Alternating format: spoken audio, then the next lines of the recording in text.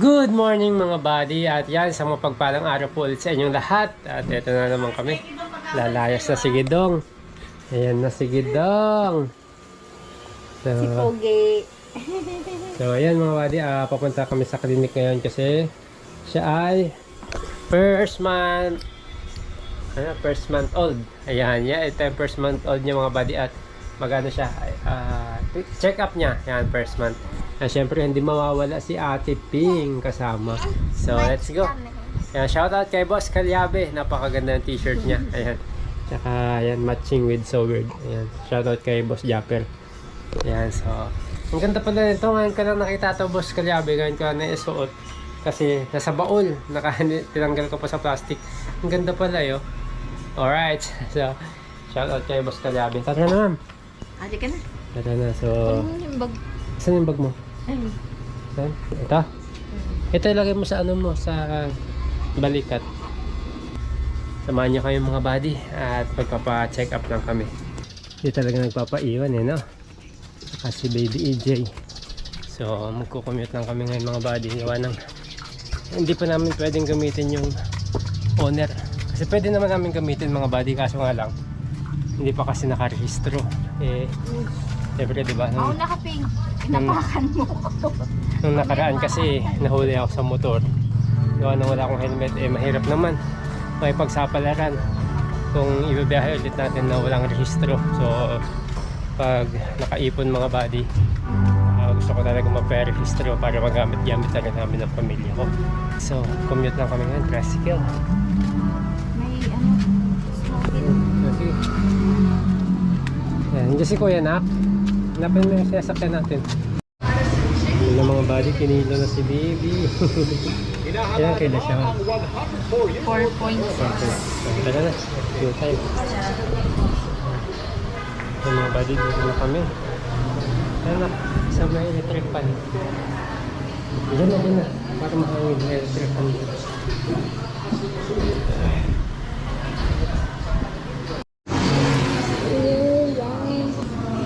Daddy mo na yung nag-aalaga kasi baby, si mom.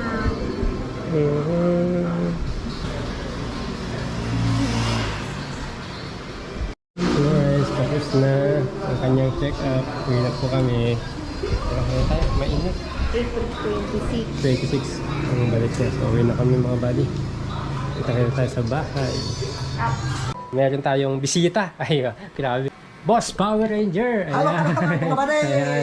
Kumusta ka dyan? Okay Kasi lang ba? Ate LB, mga buddy. Salamat po sa pagdalaw kasi binisita nila si baby mga buddy. Kunin ko lang yung pagkakataon para magpasalamat sa kanila kasi grabe mga buddy. Oh. Ito ay galing sa kanila kay Ate LB at kay Boss Power Ranger para kay baby. Ayan, sa magiging baby. Ay, magiging baby. So, ayun mga buddy, meron silang pinagkaloob sa amin na ano matawag dito? Bed, baby bed. Henshi G baby bed with matching moisturizer. Ayan. Ayan. Maganda ito mga ngata. So para sa ano mga wadi kulambo. So mga gamit talaga namin yan pag malamok. Siyempre ayaw nating nakakugat ako ng lamok. Ay yung baby ng lamok. Sensitive. Saka meron mga wadi, ano ito, ang ganda nito. Anong tawag dito? Anong waterproof na hindi tiyatablan ng water. Thank you. Parang sapin. Pang sapin. Para pag siguro pag maihi, di ba? Pag naglalampin, hindi siya tumagos. Tapos meron siyang grabe naman to. Meron siyang Philo. F. Philo. So, ang ganda. Ang ganda, ang lambot. So, salamat Boss Power. Hindi ko alam kung paano magpapasalamat sa inyo kay Ate LB. So, ayan. Ma'am, ay, sorry. Ang gaganda, oh. Bago kang kukusutin. Bagong kukusutin. Alam niyo naman, mga buddy. Ayan, marami na tayong kukusutin. At, syempre, oo. Dagdag kusutin lang Boss Power. Lalo't ngayong wala kaming washing machine.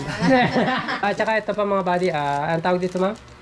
Ano, gloves. Gloves. May term ka dito eh. Mitten. Mittens. Oh, yan, mittens. Sako ko. Ayan. So, yun mga buddy. Thank you, Boss Power Ranger ha. Sa sa pagbisita. Actually mga buddy, kukunin ko na rin yung pagkakataon. Si Boss Power, mga buddy, mekaniko din. So, pupunta kami sa taas at papakita ko si Kabsat sa kanya kung ano yung magagawa niya. Gaya ng sinabi nga ni Sir Chip, pag medyo matagal na hindi napapa-start. Ganun ba talaga yun, boss? Lumalamig. Lumalamig, tumatagal yung ano niya. Hard starting. Saka yung ano niya siguro, yung starter niya baka medyo yung starter may problema, baka matagal na rin. Ganun. So, Mahina na ang pwedeng pump. palitan. Ganun. So, tamang-tama yung pagkakataon na dito ka. At kung papalitan man eh. Sige, yung mga kani, sama ko na siya sa doon, garahe, para may pakita sa kanya. Kasi Saan ba nagagaray? Sa Jollibee? Diyan na sa may McDo. So, yung mga buddy, si Ate LB, may iwan ko muna dito, Ate LB. Kaya na bahala mag-girl stock kayo dyan. Pwede kayong kumain dyan ng yellow. Cheesecake. Marami kaming tubig dyan. Yung iba nga, mapapanis na. Mga pwede ubusin. So, ayan. Bahala na kayo, ma'am. Bilhin na lang kayo ng merienda. No? So, ayan. At ngayon ay akin mo ng pagsasamantalahan si Boss Power. Sasamantalahin ko na siya. Pagkasamantala ng pagkakataon. Tapos, ayan. Sama ko na si Boss Power, mga body dyan sa taas. Right. Dito na kami sa parking. Diyan kasama ko si Boss Power Ranger na titignan niya nga. So, hindi namin mapa-start mga body gawa ng nalolobat yung battery. Tapos, nag-overflow na naman siya kasi yung plate niya dun sa baba, basa na naman ng gas dito mga body. So, hindi siya nag-i-start. Kaya ang advice sa akin ni boss, ipa-charge mo na yung battery kailangan para malakas ba. Tapos baklasin niya dapat yung carburetor kasi titignan niya yung floater. So usually kasi mga body yun din yung ginagawa ko. Pero yung gamit kasi nasa baba. So baka pagbalik na lang niya na babaklasin para makita niya rin yung mga floater kung tama ba yung pagkalagay ko. Tapos ang isang napansin niya, yung mga ganito daw mga body, dapat maayos yung mga Naglulus. Oo, naglulus. Dapat maayos yung pagkaka-tape kasi tendency daw na hard starting kasi yung kuryente daanan niya, basta ng kuryente. Daanan ng kuryente dapat talagang naka-intact. Intact siya. Naka-fix. Hindi siya naglulus contact. Kaya ito, kung may malagyan ng pulley kung sa para ma-adjust mo siya kung mapasikipan para hindi ka palit ng belt. Ano ba yung pulley? Yung bilog na may adjustan siya na mapasikipan, mapaluwagan, ganun. mahila niya tong belt. So dyan din lalagay yan. Alam ni chief mechanic yan. Ayan. Yung pulley. So, pero nung tumakbo to pre, napakatipid nga nito. Nagpanggas yan, balikan to. Walang aberya. Matipid talaga. Walang tipid. So, yun yung naging niya mga buddy. Anong tawag doon? Pasya. Ano ba tawag doon? Siya yung naging hatol. Naging hatol. Sabi niya kanina, sindihan daw eh. Walang yatong tao mo to. Sabi ko Hindi, nakarating ng probinsya pala to. Dapat pinapalitan mo lang to ng manok. walang iya. Nasa manok na ako sasakay. Pero hindi mga kabady, to, sa susunod, kasama na to, sakay na to. O kaya pahila-hila. So ayun, ini-start kasi namin mga kabady, ayaw niya mag-start. Kuha nang, hindi ko alam kung mahina yung battery o yun sa carburetor talaga. Yun.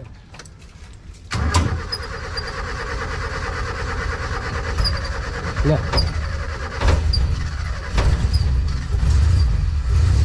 Yan, nag-start man. Ang galing ah. Yo. Kumanda. Ano naman ginawa mo? Wala na. Tago kaya kinalabit ko na. Walang iya ka. Ang ginawa mo, boss. Nag-start man. Walang iya. Kanina pa namin pinapanda. Mukhang meron na naman kakaibang ginawa tong tao ko. Hindi, binulungan ko. Pag di ka wasal, sisindihan kita. Kasi mga kadin dito mga andar kanina. Uwi na nga dapat kami kasi nag-overflow na. Wala na overflow man. Ayan na, sa hinigop niya na. Binulungan ko kasi. Pag di ka umandar kayo, sisindihan kita. Matindi mo yung mekaniko to. May bulong pala ang mekaniko na to.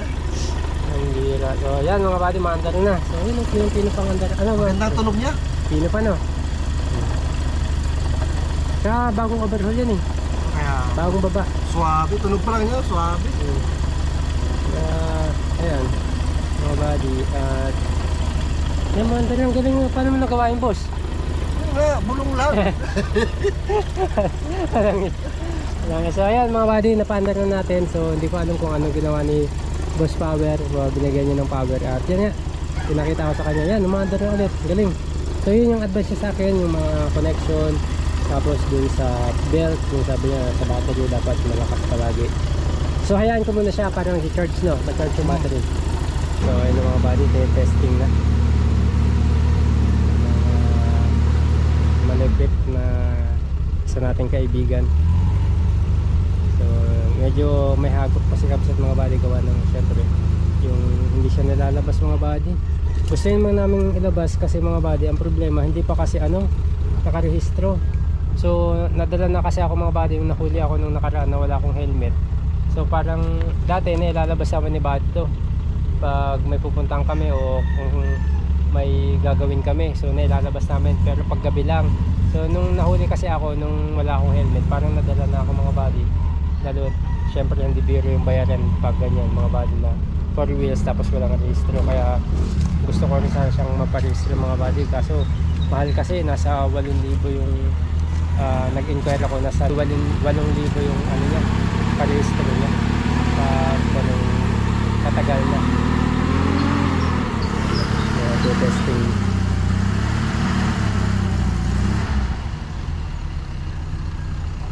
So yan, pero ayun naayos niya na ni boss. So inaamin niya na lang yung hagok, titimpla niya na lang yung hagok. Lambot ng preno, no? Lambot ng preno.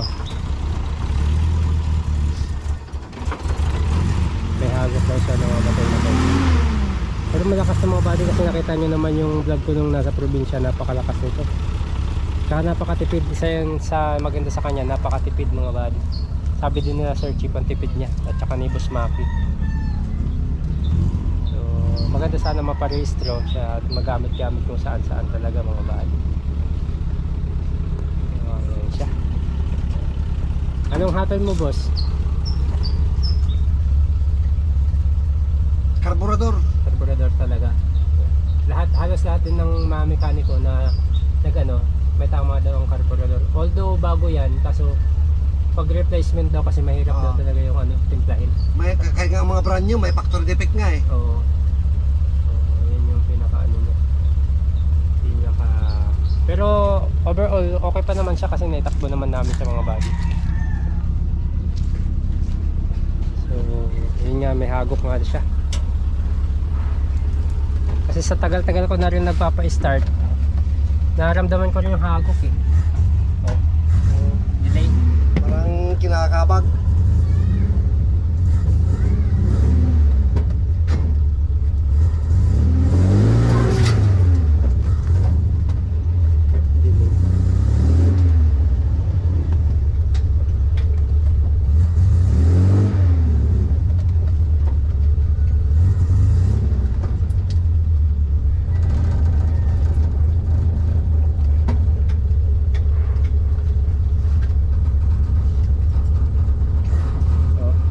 Siya.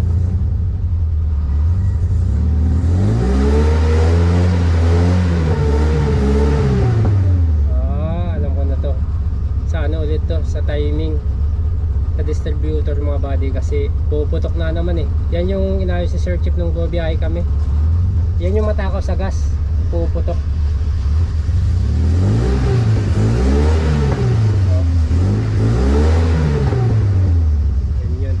So sa pag-timing na lang yung mga body sa may distributor. Pag ayusin ko ulit yung tatiming ko ulit siya. Yung tinuro naman sa akin ni Sir Chip. Pero at least mga body, umandar na ulit. Thank you kay Boss Ranger. Isang malupit na Muntik na sindihan eh. Muntik na sindihan.